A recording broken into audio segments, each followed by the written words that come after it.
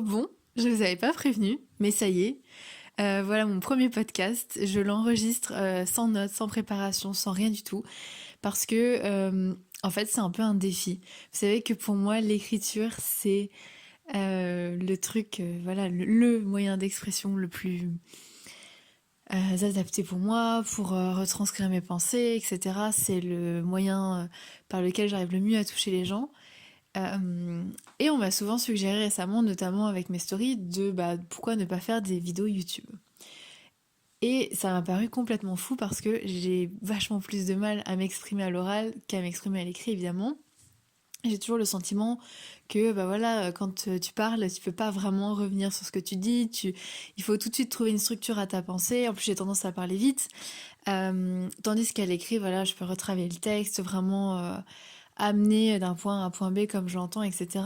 Et à l'oral, je me sens évidemment beaucoup moins à l'aise. Et ça se voit pas forcément en story parce que parfois je recommence. D'ailleurs, c'est toujours la première story où je dis hello, ou je suis obligée de recommencer 50 fois. Bref, du coup, je me suis dit, si t'as peur, vas-y en fait. Enfin, vous savez que ça c'est un de mes gros credos. La peur, c'est une émotion bien utile dans la nature ou pour se protéger d'un danger imminent. Par contre, pour ce qui est de nous bloquer dans la vie, c'est aussi une émotion qui fait son travail malheureusement. Et moi, j'en ai marre de me faire, de me limiter par mes peurs, de m'arrêter justement parce que j'ai peur. Et donc voilà, c'est pour ça que là, je suis en train de parler. Je sais pas ce que ça va donner. J'ai jamais monté de podcast. D'ailleurs, là, l'objectif, c'est que je parle d'une traite. Et qu'il n'y ait pas de montage. Voilà, parce que je sais pas ce que ça va donner, je sais même pas si je vais réussir à le poster. Enfin, franchement, là, c'est vraiment le freestyle. J'enregistre en marchant dans ma chambre sur mon téléphone. Bref, je voulais vous parler d'un sujet aujourd'hui qui est vachement important pour moi et auquel je réfléchis beaucoup. Et je me disais aussi, parce que vous savez que du coup, j'écris des publications qui peuvent être lues en 1 minute. Parce que, en fait, c'est un peu le format qui m'était imposé par Instagram au niveau du nombre de caractères. En fait, c'était bien parce que c'est un texte court qui se lit rapidement, qui est disponible un peu sur toutes les plateformes, etc. Donc maintenant, il y a l'Instagram, il y a le Facebook, il y a le blog et puis il y a la newsletter pour ceux qui y sont abonnés. Mais en fait, parfois c'est un peu court et parfois j'ai envie de développer une idée, j'ai envie d'aller un peu plus loin et je peux pas le faire. Et voilà, souvent j'essaie de le faire en story et je me suis dit, mais pourquoi pas voilà, le faire en podcast, entre guillemets. Donc aujourd'hui, je voulais vous parler d'un sujet sur lequel j'ai pas mal réfléchi, qui me fait pas mal réfléchir en ce moment en tout cas. C'est, vous savez que je suis une adepte de la slow life, c'est-à-dire de prendre son temps, de prendre le temps de vivre, de trouver un équilibre entre le travail et notre vie.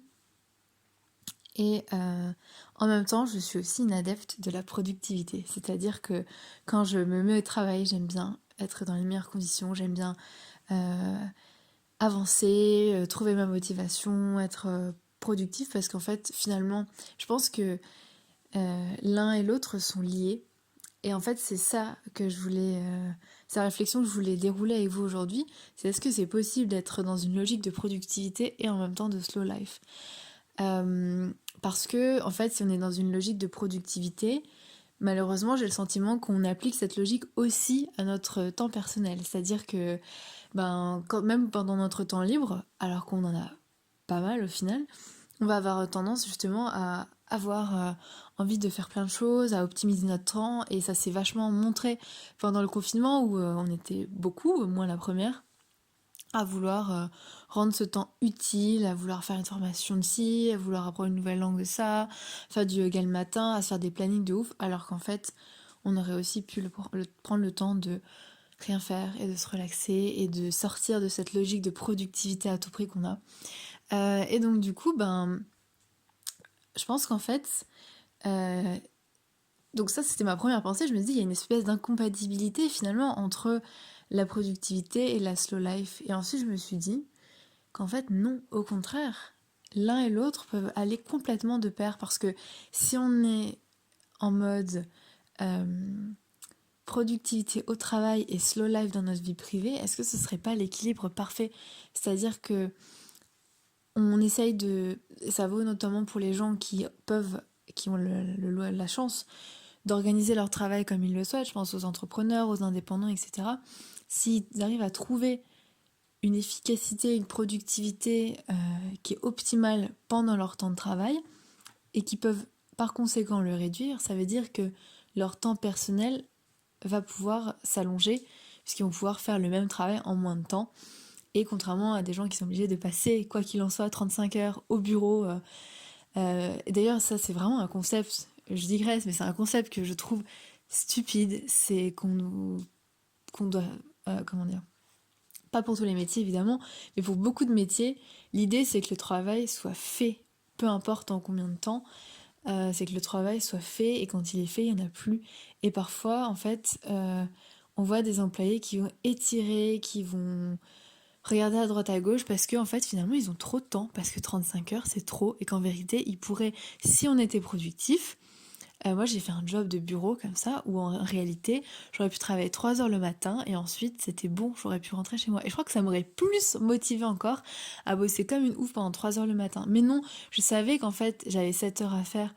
Donc je procrastinais à classer mes mails, à faire ci, à faire ça, à mettre du temps à démarrer le matin parce qu'il n'y avait pas d'urgence, je savais qu'en fait j'avais le temps. Et que de toute façon, si je faisais mon travail trop rapidement, on allait me rajouter du travail. Donc il fallait quand même pas trop se presser. Et donc voilà, je trouve cette idée de devoir travailler 35 heures complètement pas logique en fait. Et puis même le fait qu'on essaye de nous contraindre à travailler d'une certaine manière qui n'est pas productive, je pense notamment à l'open space, à devoir toujours se rendre disponible pour répondre au téléphone. Et aux mails, etc. Enfin, vous savez que je suis pas du tout une adepte du multitasking, et peut-être que, du coup, je vous réfère aux écrits que j'ai publiés là-dessus. Voilà, pour en revenir à cette histoire de productivité et de slow life, si on est capable d'être productif pendant le temps où on travaille, mais une productivité réelle, ça veut dire qu'on pourrait réduire ce temps de travail au minimum et donc avoir plus de temps personnel, ou après c'est un choix perso, ou avoir plus de temps pour d'autres projets évidemment, professionnels ou perso, mais on peut aussi s'adonner du coup à ralentir pendant notre temps de loisir. Je pense que c'est dur aussi parce que si on est à fond pendant le temps de travail, est-ce qu'on va du coup pouvoir réussir à ralentir dans notre vie de loisir et à se déconnecter, parce que c'est ça en fait, il y a le fait qu'il y a plus de frontières extrêmement bien établies entre le travail et la vie privée, on continue de regarder nos mails, ça bip de tous les côtés, etc. Et pour ceux qui travaillent en lien avec les réseaux sociaux, il faut toujours produire du contenu, etc. Donc voilà, du coup, moi je suis vraiment une adepte de la vie lente, de prendre son temps, et pour moi ça passe vraiment avec un contact étroit avec la nature. Je pense que, en tout cas moi j'ai beaucoup de mal à ralentir si je suis pas au contact de la nature. Parce que quoi de plus apaisant que se retrouver dans une forêt ou en face d'un lac ou à la montagne, et en fait on n'a plus rien à penser. En fait on peut, ou justement on peut laisser les pensées venir à nous, mais on n'est plus constamment, dans le dans notre téléphone, dans nos mails, etc. C'est vraiment un autre rythme, c'est des bruits qui nous entourent, etc. Le bruit de la nature, etc. Je trouve ça extraordinaire. Et je trouve que c'est vachement plus difficile en ville quand on est constamment entouré d'écrans, quand on est aussi constamment entouré de gens qui courent dans les couloirs du métro et de gens qui ont le cou en équerre sur leur téléphone, etc. Et qui, eux, justement, sont dans cette logique de productivité à tout prix, à tous les moments de la vie. Et ben, je trouve que c'est difficile de ralentir le rythme. Mais je pense réellement que c'est possible.